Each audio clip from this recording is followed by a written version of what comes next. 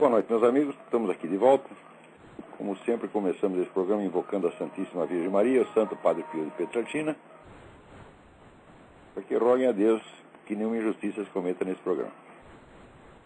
Aqui nós temos uma notícia de que o pessoal do Foro de São Paulo está preocupadíssimo com Honduras, né, porque o pessoal lá insiste em continuar no poder e não devolver ao tal do Zelaya. Agora, a gozada aqui tem o documento do Foro de São Paulo, vou publicar aqui no site Diário Colatino. Diário Colatino. Saiu no dia 14. O gozado é o tom de legalidade constitucional, né, que a declaração do Foro de São Paulo assume, como se eles fossem o parlamento hondurenho, né, a Suprema Corte de Honduras, ou o próprio povo hondurenho. Né? O parlamento quer o Zelaya fora, a Suprema Corte também quer o Zelaya fora. A população também quer usar lá fora, mas daí chega o sujeito e fala, não, vocês estão contra a Constituição de Honduras e nós que somos o Foro de São Paulo, né, junto com Barack Obama, nós vamos aí botar ordem nesse negócio e nós representamos a verdadeira vontade do povo hondurenho. Quer dizer, essa negação explícita da soberania nacional, né, em nome da própria soberania nacional, está se tornando uma coisa, vamos dizer, costumeira, é o novo processo legal. Quer dizer, o que o povo votou, o que a Suprema Corte decidiu, o que o Parlamento decidiu, não interessa. Interessa o que um sujeito, num outro país, né, ele pode estar lá, sei lá, em Genebra, Nova York, é o que ele acha. Né, reúne lá meia dúzia de iluminados e diz, não, nós representamos, caras que nunca foram, não são nem hondurenhos, desgraçados, né?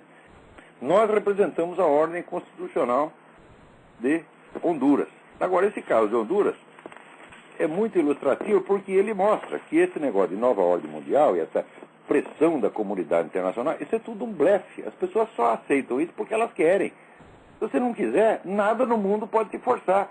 Eles vão fazer o quê? Vão invadir Honduras?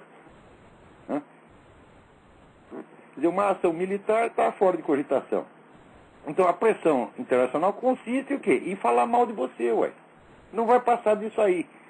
Eu desde o início falei, Honduras vai ganhar essa parada, vai dobrar todo mundo, vai humilhar a ONU, humilhar Barack Obama, humilhar Lula, humilhar Foro de São Paulo.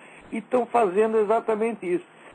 Quer dizer, basta o povo ter 2 culhões, 1,5 não vale, um só também não vale. Se tiver 2, é mais do que suficiente para dobrar essa porcaria toda.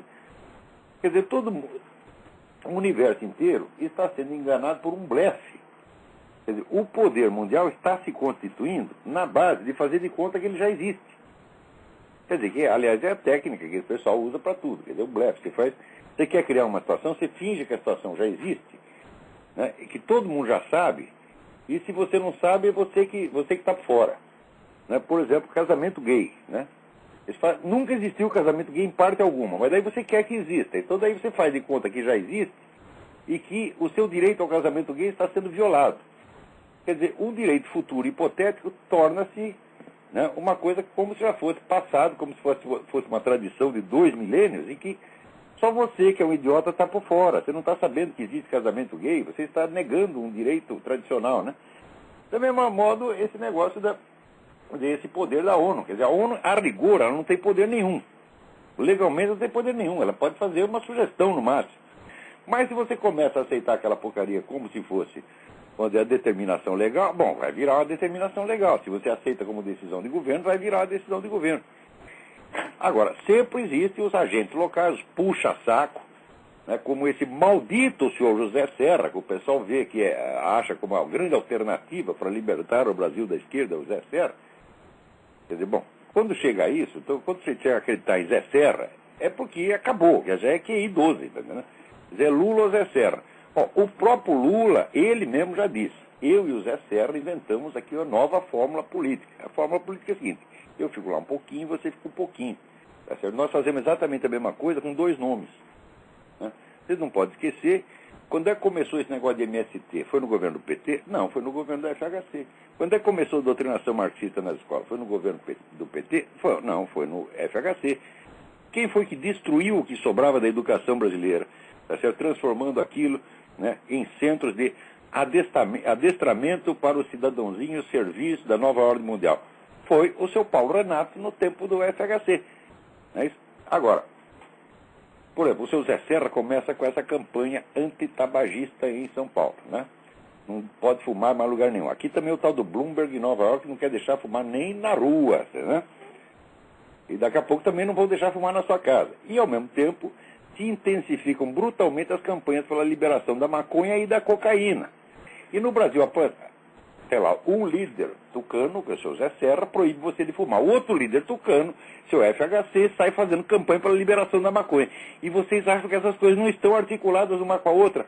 Ora porra! Quer dizer, o que é isso? Você vê, o Gilberto Amado, ele dizia que quando ele viu um brasileiro capaz, né, de juntar premissa e consequência, ele tinha um orgasmo.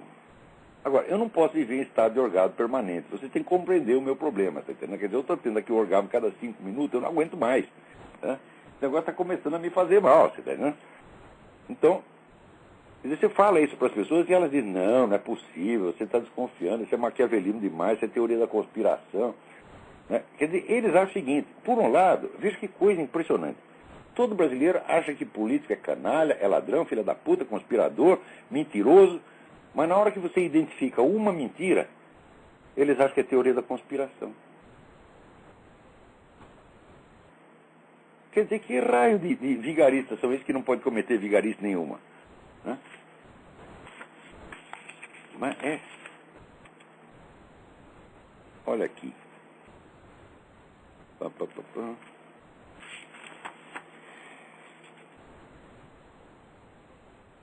Olha aqui. Agora, por exemplo, no Brasil começou essa história de unificação das polícias militares. Você sabe o que é isso, né? É mais governo centralizado, quer dizer, a polícia vai ser federalizada.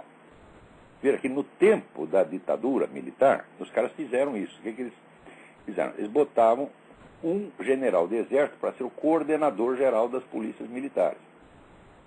A esquerda inteira, evidentemente, gritou. Falou, não, isso é ditadura, né, isso é um abuso de poder, pá, pá, pá, pá, pá, pá. Agora, eles querem fazer a mesma coisa. E ninguém reclama, evidentemente, né? Então, as desculpas são sempre as mesmas, né? Quer dizer, não, nós temos que aumentar a eficiência, nós temos que coordenar, temos que unificar, porque há certos problemas que transcendem a esfera estadual e só pode ser resolvido na escala federal. É gozado. Eu nunca vi o seguinte, se você tem um problema pequeno, né, porque a maneira de resolver o problema é ampliá-lo, meu Deus do céu. Esse é o raciocínio desse pessoal da nova ordem mundial. Não há problemas que não dá para resolver na escala local, então você precisa tratar deles em escala mundial. Né? É um negócio incrível, né? Quer dizer, por exemplo, eu estou sem dinheiro e tem mais 20 caras sem dinheiro. Eu digo, bom, então nós temos que somar as nossas dívidas, somar a nossa miséria, para ver se a gente consegue pagar tudo de uma vez. Quer dizer, é o raciocínio que ele é tão flagrantemente contrário ao bom senso, né? E a pessoa, para aceitar isso, precisa estar mesmo no miolo mole. Você vê o seguinte, por exemplo, se tem uma polícia municipal, tá certo? Por que ela precisa se articular com outras polícias para prender os bandidos que estão atuando naquela cidade? Em que você depende dos outros para você fazer isso? Não depende absolutamente nada. Porque se tivesse um monte de polícias municipais e elas agissem, acabava o banditismo. Agora, elas não conseguem agir no seu próprio local para resolver os seus próprios problemas em escala local. Então, agora nós vamos nos articular. E o que você vai fazer, vamos dizer, é aumentar a escala do problema. Você não consegue resolver nem em escala local, né? Por exemplo, se tem uma polícia municipal aqui, você quer que ela prenda apenas os bandidos que estão atuando naquela cidade. Não precisa prender os bandidos da cidade vizinha, do estado inteiro, etc, etc. Mas se ela não consegue nem prender aqueles que estão atuando na escala local, meu Deus do céu, para que você vai aumentar a escala? René Descartes, que não era burro, ele cometeu alguns erros, mas não era burro. Ele diz, quando você tem um problema grande, o que você faz? Você divide em vários problemas pequenos. Esses caras não, você tem vários problemas pequenos, o que você faz? Você soma todos os problemas. É. Tem alguém aí na linha, alguém quer falar aí, pode falar. Alô, quem é? Oi, professor, é Carlos Santos do Rio de Janeiro, tudo bem? Tudo bem. Professor, só para dar uma notícia de última hora, o Zelaya acaba de desembarcar e ele está se abrigando na Embaixada Brasileira no momento, numa articulação do Foro de São Paulo. Ele acabou de desembarcar, está chamando o povo e vai haver uma reunião da OEA. Isso demonstra o quanto eles são articulados e o quanto eles são perigosos. Agora o problema é o seguinte, eles não têm nenhum apoio dentro de Honduras. Os caras são capazes de invadir essa embaixada brasileira, tirar o cara de lá a tapa e botá-lo na cadeia, que é o que ele merece. E devia Tomara botar que tire. o brasileiro também por interferir na política interna, porque isso é obviamente uma intervenção estrangeira em Honduras. Honduras devia prender o embaixador brasileiro também, ou pelo menos mandá-lo de volta. Isso é caso para ruptura de relações imediatamente. Quer dizer, eles tomaram uma decisão de tirar o cara do poder. A decisão foi tomada pela Suprema Corte e pelo Parlamento. Não é isso? O que tem o governo brasileiro de interferir lá e botar o cara na embaixada? Ele vai ficar cercado. Na melhor das hipóteses, ele vai ficar cercado dessa embaixada, não vai poder botar o nariz para fora. Se botar, os caras comem ele vivo. Repito, Honduras vai ganhar essa parada. Reunião da OEA não significa nada. A OEA é um puteiro. Puteiro é um puteiro de propriedade do Foro de São Paulo. Tá certo? Dentro de Honduras, pelo menos, o pessoal já entendeu o que é a OEA. Já entendeu que não é para levar a sério. Professor, vamos torcer pela vitória do povo de Honduras e sabendo sempre o seguinte, o nome é Foro de São Paulo e Marco Aurélio Garcia Foro de São Paulo, tudo isso. Você tem toda a razão. Agora, eu estou falando isso há 16 anos, meu Deus do céu. Agora, é importante dar uma notícia dessa, e foi coincidente, o senhor foi profético aí. O que eu falei iniciou o programa falando disso e ele acabou de desembarcar lá, quer dizer, é uma coisa até meio profética, você podia adivinhar uns números. Uma feliz coincidência aí. Mas eu não fui profético, não. Quando eu falei do Foro de São Paulo, aquilo já estava acontecendo. Eu falei atrasado, meu Deus do céu. Porque o primeiro que estudou isso foi o Zé Carlos Graça Vargas. Ele me deu as primeiras dicas, tá certo? Queria escrever um livro a respeito, mas depois não deu, porque eu estava mudando para Romênia. Não deu para escrever o livro. Quando eu voltei, o Zé Carlos Graça Vargas estava doente, daí não deu para escrever o porra do livro, né? Então o que eu fiz? Eu peguei aquele material que ele tinha me dado e comecei a falar daquilo. Mas nessa época o Foro de São Paulo já tinha 10 anos de atividade. Quer dizer, se eu fosse um cara profético, eu aceitaria o rótulo de profético. Mas um cara que conta uma coisa que já está acontecendo há 10 anos, não é profético. Agora, os outros, passados 20 anos, eles ainda não querem saber. Então, eu não sou profeta, sou apenas um sujeito que está contando a realidade. E agora, tem um bando de filha da puta, tá entendendo? Esses diretores de jornal do Brasil são tudo filha da puta. Todos mentirosos. Alguns são pagos pelo Foro de São Paulo e outros não. Dão o cu de graça, você está entendendo? Por Foro de São Paulo. Então, olha, todos vocês, diretor do Globo, diretor do Estadão, diretor da Folha, vocês são tudo um bando de filha da puta mentiroso. O senhor que compra o seu jornal está comprando merda e consumindo merda. Os consumidores deviam fazer um boicote, eles nunca mais vão comprar essa porcaria. Então, atenção, vocês que compram Globo, Estadão e Folha, nunca mais comprem, nunca mais deem um tostão para esses filhos das putas, tá entendendo? Porque eles só cedem à força. Portanto, o boicote funciona. Aqui nos Estados Unidos já se provou várias vezes. Essas grandes firmas de comunicação aqui estão tudo falindo. Você viu, o New York Times foi obrigado a arrendar metade do seu edifício. Veja que humilhação. Era assim, o maior jornal da América. Sabe que arrendar edifício para poder pagar as dívidas, o negócio está muito ruim e tem que falir mesmo, tem que ir para o buraco. O mundo será melhor quando o seu Otávio Frias estiver pedindo esmola na rua. Quando a família Marinho estiver pedindo esmola na rua. E quando essa turma do Estadão, que agora não sei quem mais manda no Estadão, quando eram os Mesquita não era assim. Porque os Mesquita eram gente boa, gente honesta, gente séria. Eles não estão mais no controle da empresa, eu não sei quem está. Deve ser um bom filho da puta mesmo, tá entendendo? Então, quando esses caras estiverem tudo pedindo esmola na rua, quando eles perderem tudo que tem, o mundo estará melhor. Vocês têm que lutar para fechar essa porcaria. São organizações criminosas que estão aí atuando como serviço de informação, contra-informação e desinformação, a serviço do Foro de São Paulo, a serviço do narcotráfico continental, estão todos comprometidos com isso. E vocês levam essa gente a sério, né? E respeitam esses camaradas. Agora, esses caras são bandidos igual ao meu Foro de São Paulo. Quer dizer, o Foro de São Paulo é uma entidade que, para ele crescer, ele precisava absolutamente do segredo. Agora pode até falar, porque agora já está tudo montado, não precisa mais. Então, aqueles que colaboraram para esconder são membros ativos do Foro de São Paulo, porra! É claro que você não vai encontrar, vamos dizer, um registro oficial. Se Otávio Frias é membro do Foro de São Paulo, porque nada tem registro oficial. Organizações criminosas não têm registro oficial, mas eu estou acusando formalmente todos esses que têm escondido propositadamente e ainda continuam escondendo. Porque agora eles falam do Foro de São Paulo como se fosse uma coisinha de nada, que nem aquela vagabunda da 0 Hora que diz, nós achamos que esse grupo não tem tanta importância. Peraí, grupo? Uma organização que tem quase 200 partidos políticos, tem 10 chefes de Estado, se chama de grupo? Então ela está com grupo, tá entendendo? Muito bem. Mais outra aí na linha. Quem é? Alô? Aqui é Gustavo, de Porto Alegre, professor. Fale mais alto, Alô? grite. Alô, professor. Estou ouvindo agora. Está ouvindo? Perfeitamente. Professor, queria fazer uma pergunta que é de Porto Alegre. É o seguinte. E essa ligação está saindo toda entrecortada. Agora eu estou ouvindo, mas não estou entendendo nada. Ligue de novo, por favor. Tem outra pessoa aí na linha? Então, vamos lá. Quem é? Alô? Alô? Alô, Olavo, tudo bem? Tudo bem, quem é? Aqui é o Guilherme de Campinas. Tudo bem, Guilherme? Olavo, não sei se você viu, deve ter visto, na semana passada, o resultado das ações do James O'Keefe, que conseguiu fazer com que as duas casas legislativas tirassem o financiamento da Acorn. Ah, sim! Mas o que eu saiba, isso tinha acontecido só em nível estadual, já está em federal, já cortaram as verbas da Acorn? Parece que foi aprovado pelas duas casas, não sei se ainda já cortaram, mas parece que quinta-feira foi aprovado pelas duas casas legislativas, mais dinheiro para a Acorn. Grande notícia, tem que...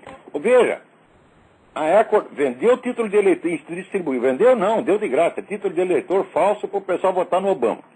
Com isso já é um crime eleitoral monstruoso, já devia ser fechada e os seus diretores ir para a cadeia e o Obama ir para a cadeia junto. Tá certo? No segundo dia de governo, o Obama liberou uma verba de 5 bilhões, é bilhões com B de bunda, não é milhões não, tá? Bilhões para a Acorn, tá certo? Quer dizer que retribuindo o serviço prestado. Então, um caso de corrupção monstruoso e descarado, assim, bem feito na sua frente. O sujeito vem com a rótulo na testa, sou vigarista, dando dinheiro para outro vigarista. Muito bem, não aconteceu nada. Daí apareceu esse negócio da gravação, o sujeito funcionário da Acorn, explicando a uma cafetina como é que ela obtinha verbas federais para financiar o seu bordel. E o serviço prestado pela Acorn. E agora a Acorn está metida em assassinato e prostituição infantil. É um negócio, é uma organização criminosa, perto da qual, rapaz, a máfia é a congregação mariana. Entendeu? E essa é a turminha do Obama. O Obama cresceu junto com a Acorn fez ele, porra. Ele trabalhou lá, ele deu curso lá, ensinou os caras a fazer toda essa merda. Tá certo? Então agora, estava essa discussão. Não se pode, pelo menos tem que caçar o dinheiro dela, tem que cortar, fechar a torneira. Agora, não é só fechar a torneira, tem que pegar de volta o dinheiro que eles levaram. Até o último tostão. E botar o filho das putas na cadeia.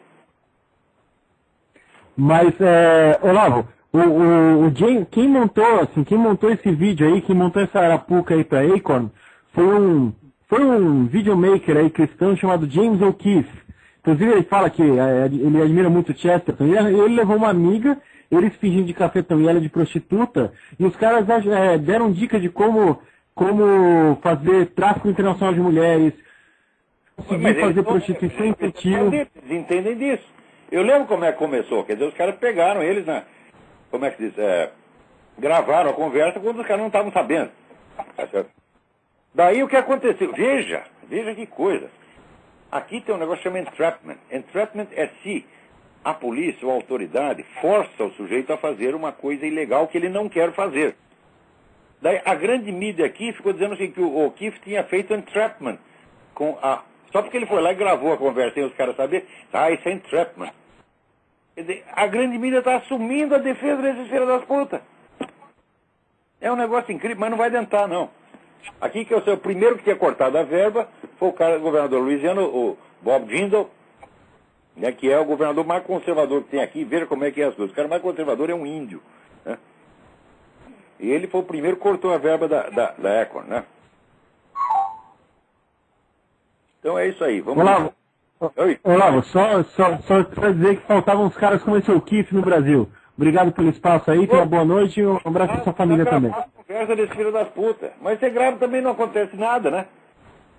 quando teve aquele caso do prefeito lá de Santo André, né, não gravaram a conversa do Luiz Eduardo Greenhalgh, dizendo que precisava pressionar a testemunha e tudo mais. Porra, o que aconteceu? O Luiz Eduardo Greenhalgh está lá, né, belo e fagueiro, tá certo? Merecia um pontapé no meio do cu, tá certo? Uma vez ele veio com umas ameaças em cima do Mídia Sem Máscara, nós mandamos, vai a merda você, rapaz. Vão processar você. Processa, desgraçado. Eu vou lá, prova a verdade de tudo que você está falando, e você é que se ferra no fim. Você vai ter medo desse bunda, esse cara que andava com segurança armada de metralhadora, né? E era um sujeito maluco chamado Pedro Lobo. Pedro Lobo não batia os pinos. E o Luiz Eduardo Greenhalgh era meu vizinho lá em São Paulo. E, né, por exemplo, Pedro Lobo abriu a pasta para mostrar a metralhadora para os meus filhos. E o Luiz Eduardo Greenhalgh andava com esse cara velho, pode vir com metralhadora e tudo, rapaz.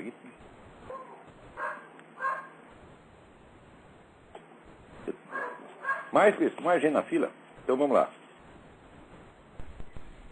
Alô, professor. Alô? Alô. É o Gustavo de Porto Alegre, tá me ouvindo, professor? Puta, essa ligação Alô? tá uma droga, rapaz, eu não estou entendendo nada do que você está falando. Alô, professor. Isso. Professor. Não é que a voz seja baixa, tá entrecortada. Você fala uma palavra, a palavra seguinte some. É possível pensar em educação no Brasil? Não dá para ouvir o que você está falando. Não ligue pelo Skype não funciona. Só se você estiver ouvindo por um computador e chamar pelo Skype no outro computador, ele talvez funcione. É uma sugestão que eu dou. Mas todo mundo que liga pelo Skype dá essa droga aí. Agora, aqui, uns dias atrás, né? Lembra quando mataram aquele médico abortista, né? O sujeito matou. O médico abortista era um maluco. Era um cara, assim, comprovadamente doente mental. Mas todo mundo, é crime de ódio, é uma campanha de morticínio, né? Tá, mataram um, já é um morticínio. Agora, outro dia, mataram na rua um militante antiabortista que estava com cartaz antiabortista, e o sujeito ainda gritou que o cartaz era imoral, que as crianças não podiam ver, e pumba, deu 2 tiros no velho que estava lá com o cartaz. Então, isso é manifestamente um crime de ódio. Não houve uma palavra a respeito de crime de ódio em toda a mídia. E até o Barack Obama diz, nós lamentamos a morte, etc, etc. Então, isso aí, quer dizer, se você mata um cara porque você tem raiva da campanha que ele está fazendo, isso não é crime de ódio. E não é uma campanha, não é uma articulação, né? Quer dizer, assim, é um negócio de 2 pesos, 2 medidas, assim, descarado. Eles nem tentam mais mostrar, nem tentam mais disfarçar. Quer dizer, agora você vai chamar isso de mídia, de jornalismo, mas não! Né? Isso aí são serviços de desinformação trabalhando para a esquerda internacional. É só isso. Quer dizer, a confiabilidade desse pessoal é a mesma confiabilidade da KGB. Agora, aqui tem muita gente que já se tocou disso, né? Aqui a credibilidade da grande mídia está indo para o brejo, o pessoal só acredita em coisa que está na internet, como, por exemplo, o WordNet dele, o pessoal acredita. O WordNet dele tem cada vez mais leitores, cada vez mais visitantes, e o New York Times e CNN tem cada vez menos. Agora, a coisa mais linda da semana foi o Lula dizendo, né? Que bom, agora nós finalmente vamos ter uma eleição que só tem candidato de esquerda. Eu digo, puta que pariu. Como é que é? O cara está contente com um sorriso daqui, achando isso lindo, maravilhoso. Agora, na União Soviética só tinha candidato de esquerda.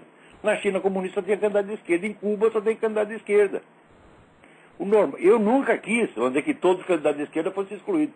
Se tivesse uma eleição só tem candidato de direita, ia achar uma merda. Mas isso não aconteceu, meu filho, nem durante a ditadura.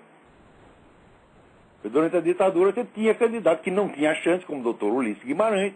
O homem sempre foi da esquerda. Tá certo? E o próprio Tancredo Neves, que é um cara que sempre foi, vamos dizer, do esquema getulista. Tudo isso aconteceu, era o que? Era a ditadura, porra. Na ditadura estava cheio de esquerdista e de comunista no parlamento.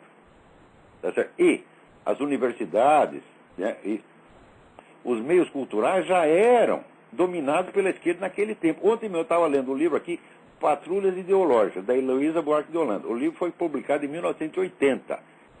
Né? Então, mostra ali os caras que estavam reclamando, com o Carlos Diegues, cineasta, reclamando contra a atividade de censura exercida pelo pessoal da esquerda contra gente da própria esquerda. Eles faziam isso no tempo da ditadura, porra. Né? Então, muito bem, o que é o normal? O normal é você ter direita e você ter esquerda, porra. Isso aqui é democracia. Agora, se é para todo mundo ser de um lado, não precisa de democracia nenhuma. Só que o Lula está mentindo, porque essa não foi a primeira eleição que aconteceu. Isso em 2002, quem eram os candidatos? Ele, Zé Serra, Ciro Gomes e Antony Garotinho. Era tudo esquerdista. O debate era assim: eu sou mais esquerdista que você, eu represento a verdadeira esquerda, você não. Né? Até cada um tentando mostrar lá a sua folha de serviço prestado e mostrar assim, aquela campeonato de puxação de saco da esquerda. Isso foi a eleição de 2002. Depois a eleição de 2006, em que tinha um cara nominalmente da direita, que é, né, o Alckmin. Olha, o cara nominalmente da direita foi o cara que baixou lá uma lei multando o templo religioso que impeça a entrada de um traveco. Então chega o traveco para tomar a comunhão. Se o padre não der comunhão para o traveco está lá de gozação, você está entendendo? O padre tem que dar a comunhão, porque senão ele é multado. Isso que inventou foi esse filho da puta chamado Alckmin. Mais ainda, o cara, durante toda a eleição, ajudou o seu concorrente Lula a esconder o Foro de São Paulo. Esse Alckmin é um criminoso. Ele está enganando todos vocês. Isso aí não é candidatura de direita coisíssima nenhuma. Ele foi lá servir de sparring. E ele que aparece na minha frente, eu digo na cara dele: você é um mentiroso, você sabia tudo a respeito do Foro de São Paulo. Como o Zé Serra, na eleição anterior, também sabia. E na eleição seguinte também sabia. Por que eu sei que ele sabia? Eu entreguei toda a documentação para um assessor sócio dele, que eu não posso dar o nome aqui. Mas se me encher o saco, eu dou. Que entregou tudo na mão do Zé Serra, e o Zé Serra não quis falar. Daí eu falei pro cara: por que ele não falou? Daí ele falou: sabe qual é o problema do Zé Serra? O problema do Zé Serra é o Zé Serra. Você está entendendo? Então, ou é um cúmplice, ou é um cagão completo que é cúmplice também. Então você quer que eu respeite essas pessoas? Ora, político sempre mente, finge, é hipócrita, etc. Mas tem um limite, gente. Uma coisa do tamanho do Foro de São Paulo, que todo mundo já sabe, você não tem o direito de fazer de conta que não sabe. Quer dizer, é claro que essa ocultação é uma coisa criminosa. Agora, tá aí as nossas Forças Armadas. Forças Armadas são cúmplices da ocultação. Você viu algum general falando de Foro de São Paulo em público? Você viu algum general dizendo: aqui, agora estou recebendo uma informação que alguém entregou a documentação direto do todo do Foro de São Paulo na mão do Alckmin, na mão do filho da puta. E ele escondeu do eleitorado inteiro. Quem oculta o crime, sabendo o crime, uma pessoa, vamos dizer, um homem público que oculta o crime, sabendo o crime, é criminoso. Isso é, a lei brasileira é muito clara.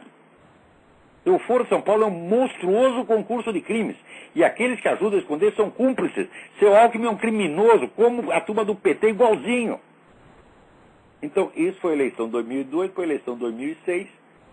Pronto, é aí o que você tem, porra. E agora, 2010 vai ser a mesma coisa. Talvez eles até falem do Foro de São Paulo, como se fosse um clube de amigos. Agora, nos discursos do Lula, está tudo quando o Lula confessou a intervenção direta do Foro de São Paulo para criar o Hugo Chávez e mantê-lo no poder, num discurso oficial que está reproduzido no site da Presidência da República, nenhum único jornal citou isso. Você vai dizer que é coincidência, é incompetência? Não, isso é ocultação proposital, isso é crime, minha gente.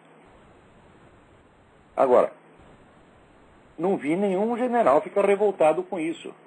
Por isso que eu digo, tirando, nas Forças Armadas, tirando meia dúzia de pessoas, para tirar esse pessoal do grupo Inconfidência, que eu tenho o maior respeito, o pessoal do grupo Quero no Rio Grande do Sul, tá certo? O pessoal do Ternuma, esse é gente boa, gente corajosa. Tirando esses poucos de mais meia dúzia, o resto é tudo um bando de boiola. Que não me apareça nenhum general brasileiro aqui na minha casa que eu lhe cuspo na cara, filho da puta. Você não merece estar dentro dessa farda. A farda devia cuspir vocês. Vocês são uma vergonha para as Forças Armadas, que tem uma história maravilhosa, uma história honrosa. Olha, eu estou falando, não estou falando no ar. Eu sou coautor de um livro, O Exército na História do Brasil, um livro de 2.000 páginas. Quer dizer, eu fui obrigado a estudar toda a história do Exército Brasileiro. Tá certo? Eu conheço a história. É uma história maravilhosa. O Exército fundou o Brasil surge na Batalha de Guararapes. O Exército teve na história brasileira a mesma função que aqui tiveram as igrejas protestantes, a força formadora do país. E agora está representado por esses merda. E dizem, nós somos as Forças Armadas. Vocês não são Força Armada coisa nenhuma, vocês são fraquezas desarmadas, vocês são um bando de boiola. Uns são boiola, outros são mentirosos, e outros estão ganhando dinheiro com isso. Estão ressalvadas as pessoas de valor que, olha, até que são um número bem grande. Esses honram as Forças Armadas, os outros não. Agora, eu sei o seguinte, milico tem uma coisa, eles são tudo... Ele sabe que o outro não presta, mas tem o espírito corporativo. Então você pega o melhor dos milicos, pessoa honrada, e fala do colega dele que é ladrão, mentiroso, trabalha para narcotraficante, trabalha para o Foro de São Paulo. Não, você não pode falar isso do general tal. Como não pode? Eu não sou milico, porra. Eu gosto de vocês, né? Já corri risco de vida por defender as Forças Armadas. Perdi emprego por defender as Forças Armadas. Né? Então, filho, eu tenho o direito de falar, porra. Porque nós, a nação inteira, contava com a honra das Forças Armadas. E vocês a jogaram na privada. Calando sobre esse negócio de São Paulo e Foro de São Paulo e consentindo em trabalhar para esses filhos das putas. Não só trabalham, mas puxar o saco deles. Os caras me deram a medalha lá medalha do pacificador, muito honrado. Só que é o seguinte, né? Também deram a medalha para Zé Genuíno, para Dilma Rousseff, etc, etc. Então, vocês me deram a medalha e cuspiram em cima, porra. Você quer dizer que, meu filho, eu não valho nada, mas eu comparado com a Dilma Rousseff, eu sou São Francisco de Assis. Eu sou Moisés. Você está entendendo? Nessa Dilma Rousseff, o pessoal conta, mas ela é mulher braba, todo mundo tem medo dela. Ela quer aparecer na minha frente. Vem gritar comigo. Quiser me pôr na cadeia? Pô, na cadeia eu me sinto mais seguro do que perto dela, pô. A gente anda perto, a gente tem que tomar conta com a carteira, né? Cuidar com as mãos nas duas bundas para segurar a carteira. Né?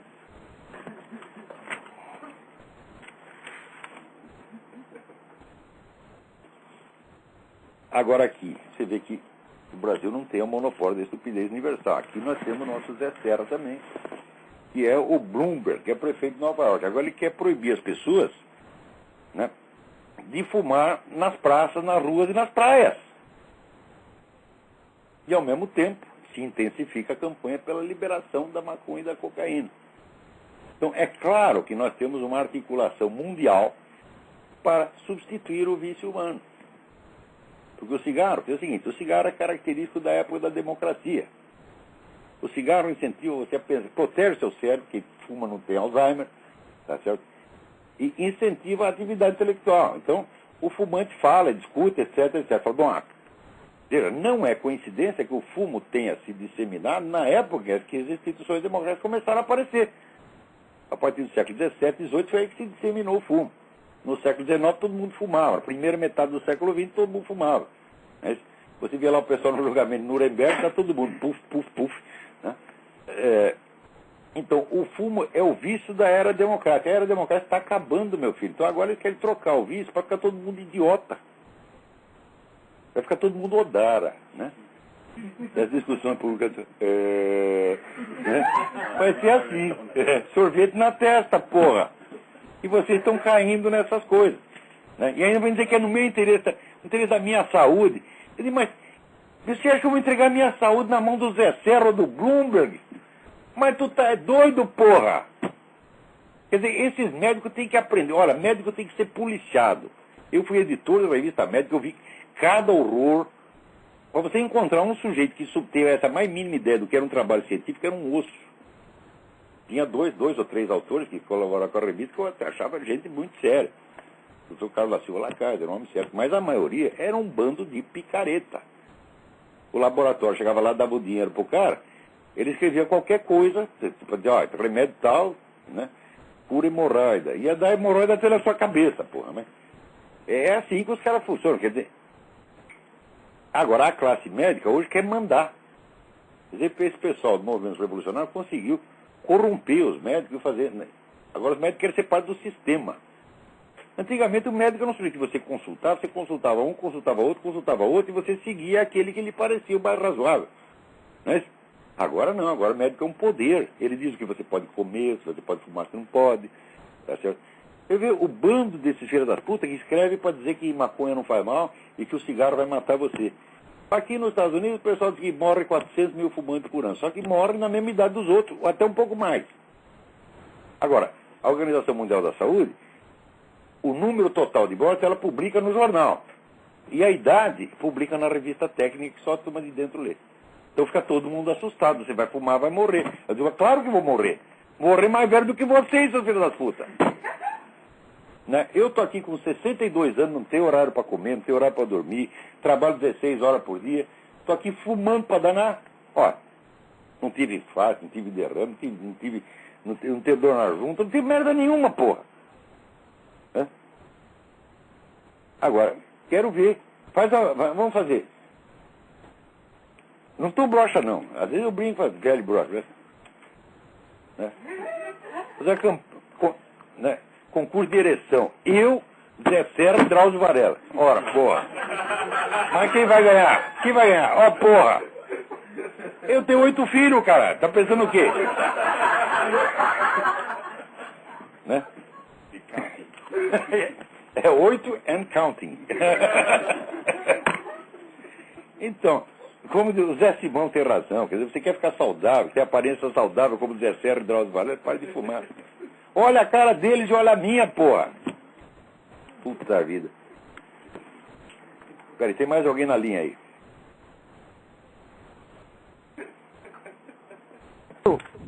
Alô? Alô? Alô? Olavo, professor? Eu? Tudo bem? Tá me ouvindo? Tudo bom? Fernando aqui do Rio de Janeiro. Fernando, tudo bem? Tudo bem. O senhor está falando dessa questão da proibição do fumo e da liberação da maconha. A gente sabe que tudo isso vem através de leis, é feito através do direito. Eu queria relacionar isso com aquele seu vídeo que o senhor botou no seminário sobre o absolutismo, né, como uma revolução. A partir dali, o direito também não se transforma num instrumento de revolução? Não tenha a menor dúvida. É exatamente isso que acontece. Você veja, já no século XX, esse processo da revolução através da lei, ele já se tornou claramente consciente. Isso virou uma estratégia consciente a partir da década de 30. Você leia o livro do Hermann Rauschning, que se chama Warning to the West. O Hermann Rauschning era um militante nazista, e se tornou um cara importante no partido e virou governador de uma província. Daí, a hora que ele percebeu a merda que ele tinha se metido, ele largou tudo aquilo, fugiu para a Inglaterra e escreveu um livro mostrando como era a estratégia nazista. E um dos elementos era isso. Eles tinham chegado à conclusão que o Estado moderno é complexo demais para que você possa fazer uma revolução na base insurrecional. As insurreições não eram mais possíveis. O Estado estava demasiado organizado e demasiado armado e tinha demasiado controle sobre a vida dos cidadãos. Então só é possível a revolução por cima através da legislação. Isso na década de 30, está tudo explicado lá. Ao mesmo tempo, o próprio Stalin já tinha entendido isto. Quer dizer, eu estou estudando os negócios agora, quer dizer, que como é a origem dessa estratégia, vamos dizer, por impregnação pacífica, que os caras vão ocupando espaço. O estratégia que a gente chama de Gramsciano. E já descobri que isso existia 20 anos antes do pessoal vir falar em Gramsci. O Stalin já estava fazendo tudo isso. Porque também já tinha entendido isso. Não é possível insurreição como nós fizemos na Rússia. Nós temos é que tomar o Estado por dentro. Nós vamos tomando todas as instituições e daí, através da legislação, você vai mudando e vai, né, a piroca monumental, piroca universal, vai devagarinho, né? E pronto, quando já chegou no seu cérebro, né, você fica que nem o macaquinho da piada, as bolas, né? Já pus as bolas, vai dizer, a bola do olho está saindo.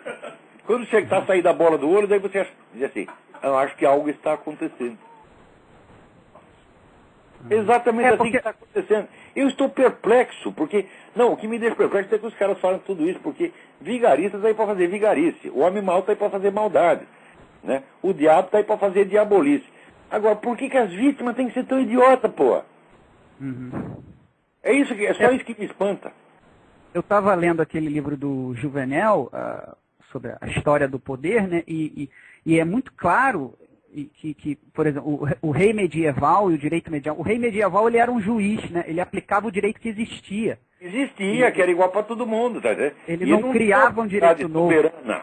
Ele tem autoridade relativa. Você vê, nem o proprietário de terra, nem o senhor feudal tem autoridade soberana. A propriedade da terra naquela época era relativa, ele tinha que administrar bem. Senão os outros tomavam. Ou seja, se o senhor feudal tem uma mais extensão de terra, está lá num plantão, está todo mundo morrendo de fome. Os outros senhores feudais se reúnem e falam, vamos tomar desse filho da puta, porque senão vai morrer todo mundo de fome. Quer dizer, você vê que é um princípio, quer dizer, a propriedade da terra não era absoluta nessa, nem mesmo a propriedade da terra. Né? Agora... E eu acho que, não sei se o senhor concorda que um dos motivos da superioridade da civilização anglo-americana foi justamente a existência da common law, que preservou muito desses conceitos medievais de propriedade. Claro, e aqui, você vê como é a unidade territorial aqui, chama-se county, é o condado. Então, o que é condado? É um negócio administrado por um conde. Não tem conde nenhum na América, mas a estrutura jurídica ainda é a mesma. Isso. E foi isso que mesmo que permitiu esse grande progresso, não só da Inglaterra, como dos Estados Unidos. Sim, sim. Agora, quando vem o Estado moderno, os caras querem reescrever tudo.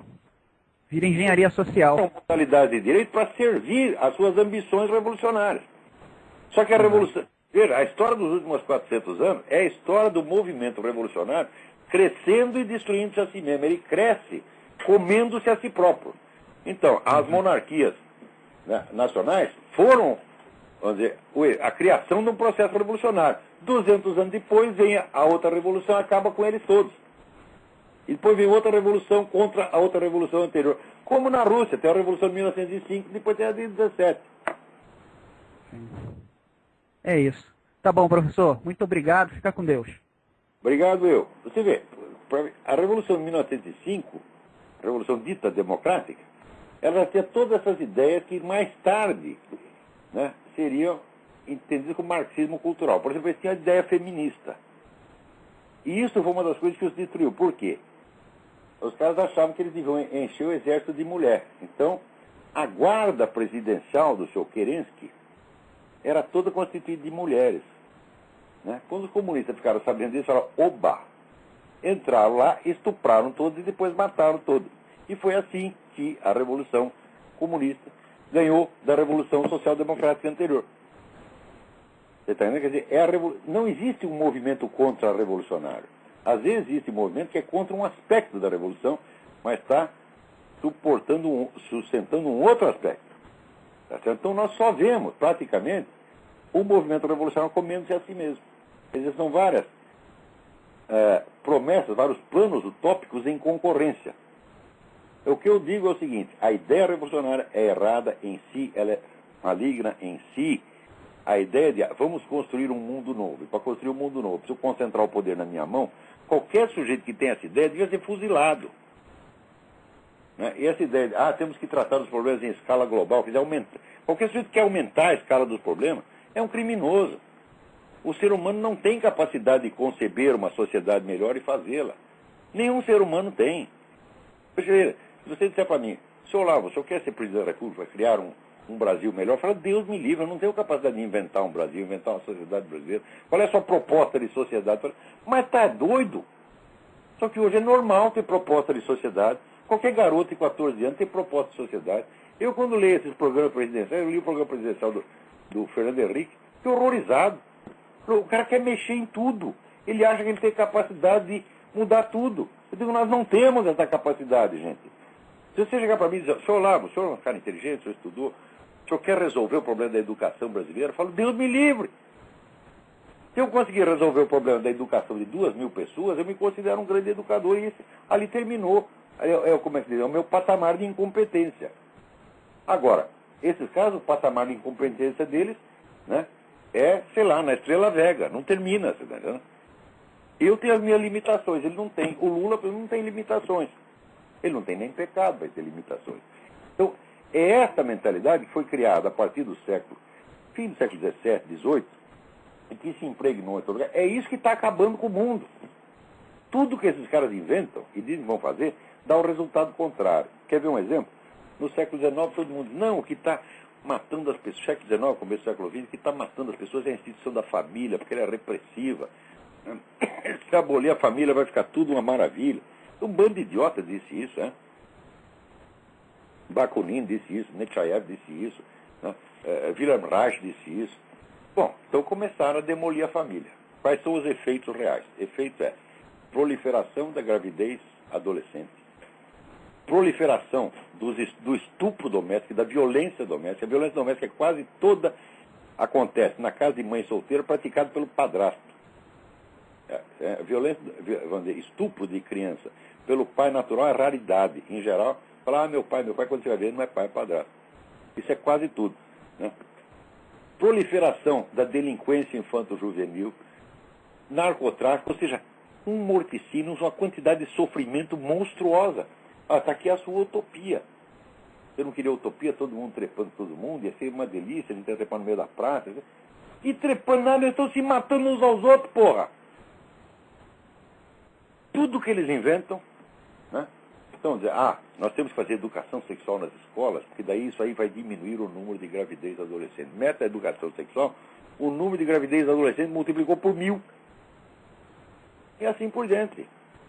Nós temos que fazer a política de redução de danos para diminuir o consumo de drogas. Pô, redução de dano é você dar a droga para o cara. O número de drogados se duplicou. O Brasil é o país adotou redução de danos, né? Mesmo por toda parte, o consumo de droga está diminuindo, o pessoal está reprimindo. No Brasil não está aumentando.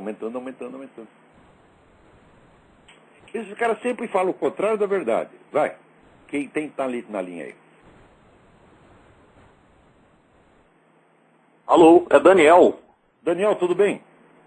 Oi, eu queria perguntar sobre a sua biografia, quais são as circunstâncias que levam um comunista a dar uma virada ideológica radical para a direita, como aconteceu com o senhor? Eu não dei virada radical para a direita coisíssima nenhuma. Eu simplesmente saí do partido porque estava de saco cheio de ver sacanagem.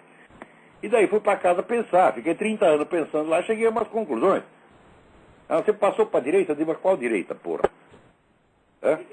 Só se for a minha direita. Quer dizer, eu tenho a minha direita do meu jeito. Agora, não tem partido, não tem organização, não tem ideologia, não tem merda nenhuma. Né? Agora, os caras, esse pessoal da esquerda, eles pensam só coletivamente. Então, o que um sujeito pensa está sempre encaixado dentro daquelas assembleias, daquelas coisas. E eles imaginam que todo mundo é igual a eles. Então, se o senhor Olavo está dizendo isso, ele deve estar dizendo em nome de um grupo, de uma associação, ele tem gente por trás. Quem precisa de gente por trás é eles, que são todos viados, tá entendendo? Eu não preciso de ninguém por trás. E não tem ninguém por trás. Se vier um sujeito por trás, eu vou sair, ou eu saio, se for fraquinho eu bato nele, se for forte eu saio correndo. Então, não tem nada por trás. Agora, eu saí ali da esquerda, porque eu vi a sacanagem. Eu vi até o sujeito que me convidou para entrar na esquerda, né? Ele mesmo, depois fizeram tanta sacanagem com ele, mas tanta, e pior, eu ajudei a fazer a sacanagem, né? Eu ajudei a sacanear o sujeito que era o cara que me convidou para entrar lá dentro. E daí eu vi e falo, porra, eu sou um bom filho da puta, né? Só que é o seguinte, aqui dentro a gente é obrigado a ser filho da puta, é normal ser filho da puta, então eu não posso ficar aqui. Porque já me obrigaram a fazer essa, vou obrigado a fazer outra, daqui a pouco estou eu vendendo minha mãe, pondo minhas filhas na prostituição, tudo que o partido mandou. Foi só isso, foi um problema moral, não ideológico. Então está explicado aí. Né? Da direita, na droite c'est moi, só tem eu. Não tem ninguém na direita. Tem um puto num direitista no Brasil. Espera, tem mais alguém aí na linha. Vamos lá. Quem é? Boa noite, professor. Alô? Boa noite, tudo bem? Tem dois falando ao mesmo tempo, pô. Ah, meu Deus. Quem que vai falar primeiro aí? Pode falar. Professor, eu queria saber o seguinte, na sua opinião, eu estou lendo o livro do Ludwig von Mises, Intervencionismo. Quais seriam os 10 títulos mais apropriados para mim despertar o meu conhecimento sobre o que está acontecendo na América Latina e em geral? Bom, sobre a América, tem um livro que você precisa ler urgentemente, que é o livro do Robert Chandler, que chama Shadow World, Mundo das Sombras. Esse não deixe de ler de jeito nenhum, para você entender qual é a posição do Brasil dentro da estratégia comunista mundial. O Brasil é um dos aliados principais da Rússia e da China nesse negócio. Ao ponto... O senhor viu que apareceu aqui no Terra já, inclusive apareceu na TV agora, que o Zelaya está na embaixada brasileira agora, lá em Honduras? Pois é. O que o Brasil tem a ver com o problema interno de Honduras? Olha, tomaram os caras cerquem essa embaixada, né, manda o embaixador pra puta que eu pariu e leva o Zelaya pra cadeia. É isso que eles têm que fazer, porque isso aí é uma intervenção estrangeira descarada. Agora, você vai dizer o seguinte: a Suprema Corte decidiu o negócio, o Parlamento decidiu o negócio, o povo decidiu o negócio. Agora, o representante da ordem constitucional hondurenha é o seu Luiz Antônio Lula da Silva. Ele fala pelo povo hondurenho. Lê aqui, Luiz Antônio, Luiz Inácio. Luiz Inácio. Para, eu estou ficando gagado. Professor, além desse mundo das sombras, qual mais o senhor indica? Olha, é difícil você... Olha, tem um livro do Christopher Andrew, que se chama The World Was Going Our Way. Quer dizer, o mundo estava indo para onde a gente queria. E essa é o que a turma da KGB dizia, né? Então, ali você tem a ideia da penetração profunda do serviço secreto soviético em todos os países da América Latina do terceiro mundo. Tem algumas dicas extraordinárias. Sabe que teve um embaixador brasileiro em Moscou, que foi agente da KGB, agente pago? No Brasil ninguém sabe disso. Então, quando ninguém saber essas coisas, fica difícil. Agora, livros também, você tem que ler os negócios do Alejandro P. Esclusa, porque é o cara que mais entende de Foro de São Paulo aí na América Latina.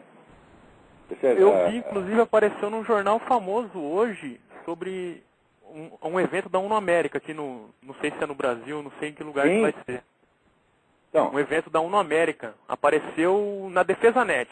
Esse camarada, veja, eu não sou membro da UNO América, eu não sigo a política do Alejandro Penha Esclusa, né? O Alejandro Penha Esclusa é apenas um amigo meu, eu tenho divergência enorme com ele, sobretudo na parte da economia, mas eu tenho certeza, esse é um grande herói latino-americano, foi o único sujeito que fez algo contra o Foro de São Paulo. E ele está brigando e muitas vezes ele sai ganhando, embora a desproporção de recursos seja monstruosa. Então, outro livro que você tem que ler é o livro do Heitor de Paula, que se chama O Eixo do Mal Latino-Americano. O Heitor de Paula, eu tenho muito orgulho de ter sido eu que descobriu esse grande analista da política, né? Então, botei o cara em circulação e cada coisa que ele escreve, eu fico mais contente de ter. O primeiro lugar que ele escreveu foi no Mídia Sem Máscara.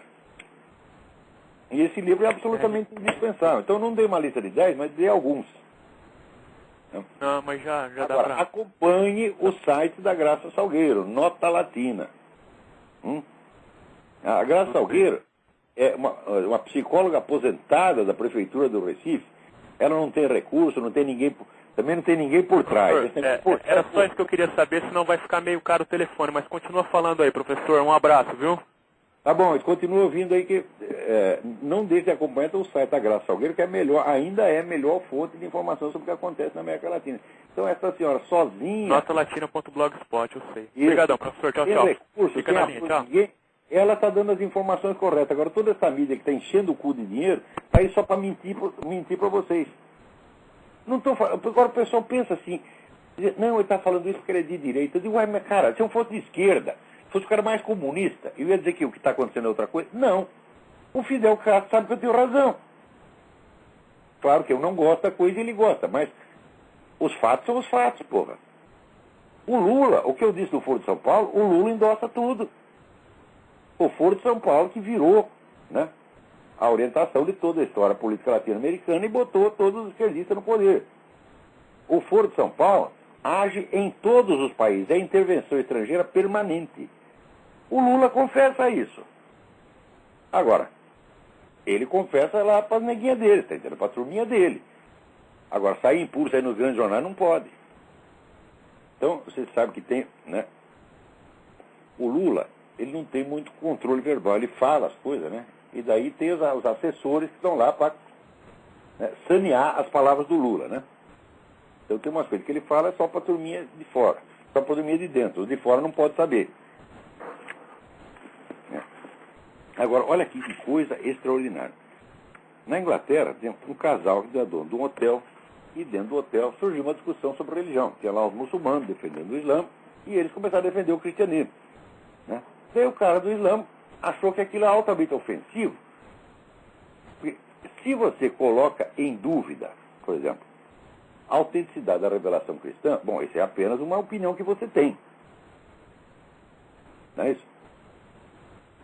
Ninguém vai te prender, ninguém vai te bater por causa disso. Agora, acontece que a lei islâmica é lei religiosa e é lei civil ao mesmo tempo. Então, no país islâmico, se você colocar aquele hindu, você vai pra cana. O que faz o muçulmano na Inglaterra? Ele age como se a lei islâmica já estivesse em vigor na Inglaterra. E daí acaba ficando em vigor mesmo. Resultado, prenderam o dono do hotel e a mulher dele porque ele estava discutindo a favor do cristianismo e contra o Islã. Agora, lá tem o seguinte, asseguro para vocês, o príncipe Charles é o maior agente islamizante que tem no mundo. Ele esteve anos a fio sob orientação de um cidadão chamado Martin Lings, que era o líder da Tariq, Organização Esotérica Islâmica, e a relação de um discípulo com o seu sheikh, que é o equivalente de guru, é a relação de obediência integral. Então isso quer dizer que a cabeça do príncipe Charles é a cabeça do Martin Lings. Então o príncipe Charles está lá, ele é um enclave, ele é um agente islâmico dentro do governo britânico. Mas acima do governo britânico, né? A monarquia britânica está acima do governo. Tá certo? E o processo, vamos dizer, de implantação da lei islâmica na Inglaterra está avançadíssimo. Então, por exemplo, o reconhecimento dos casamentos poligâmicos. Se o sujeito é muçulmano, ele tem direito à pensão alimentícia. Todo inglês tem para uma mulher. Se você é muçulmano, você pode ter para 4. Agora, se chegar um cara, eu não sou muçulmano, mas eu tenho 4 mulheres. Não, você está na ilegalidade. Então você está dando um direito especial para os caras. Né? E pior, a pensão não é entregue para as mulheres, é entregue na mão do cara. É que nem no Brasil. Agora tem a Bolsa Bandido. Você comete um crime, vai lá, mata um sujeito. Mata um pai de família. Daí você vai para a cana. Daí o governo brasileiro vai se incumbir de dar uma pensão para sua mulher e seus filhos para que eles não passem necessidade. Agora, a família da vítima quis ser rueda, né? Então, note bem. Na profecia de La Salette, Nossa Senhora disse, e a partir do ano, ela datou mais ou menos 1860 e pouco, ia começar a transformação no mundo no qual o crime e a maldade iriam governar. O crime estaria no poder. Não haveria mais nenhum senso de justiça, senso de ordem, senso de dever, de liberdade, direito, nada. O crime estaria no poder. Isso já está acontecendo, gente.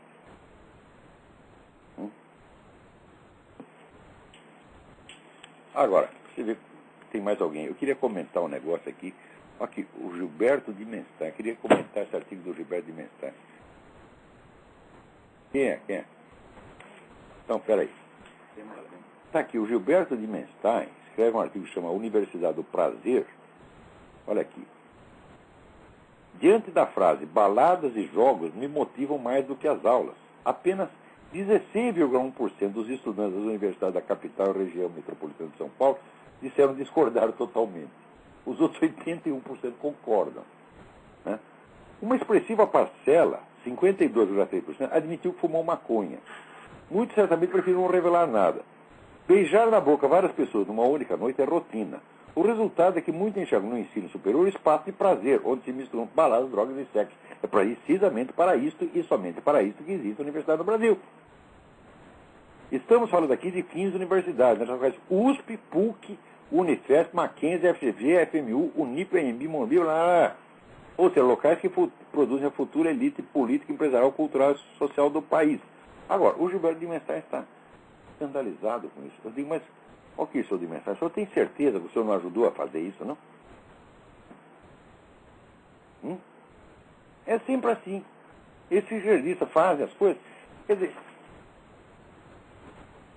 Quer dizer, vocês querem sex livre, movimento gay, etc, etc, né? E daí quando as coisas acontecem, você, ah, que horror! Ora, porra! É sempre assim, quer dizer, eles não têm culpa de nada. Está naquele livro daquele desgraçado do Zeni Ventura, o livro de 1984, né? Não, 1968. 1984, no fim é a mesma coisa. Não, mas nós tivemos todos aqueles movimentos de 68, liberação da juventude, papapá. É verdade que depois veio esse negócio de AIDS e narcotráfico. É um pequeno detalhe, quer dizer, no meio da imensidão de coisas boas que eles fizeram, veio 2 detalhes. AIDS e narcotráfico. Agora, cadê as coisas boas? Não sei o que eles fizeram de bom, mas eu sei que a AIDS e o narcotráfico estão aí. Agora, ele não se sente culpado. Meu filho, você quer sexo livre? Se tem sexo livre, tem doenças sexualmente transmissíveis, porra, a coisa mais óbvia do mundo, é. Como é que pode? Se todo mundo come todo mundo e as doenças sexualmente transmissíveis ficam em casa. Não aparece, né? E, queremos aqui, né, fazer novas experiências, transcender a inteligência humana, então vão aqui tomar LSD, uma maconha, tomar pico. Todo mundo achava isso lindo na década de 60, 70. Agora isso se espalhou para o mundo. Agora, os desgraçados que fizeram isso não se sentem culpados por isso. Quer dizer, você induz todo mundo a usar droga, e daí a droga é culpa do maldito capitalismo e não de você. Está entendendo por que não pode levar a sério essa gente, não pode respeitar? Porque toda essa gente merece um chute no meio do cu. Tá bom? Então, até a semana que vem, muito obrigado.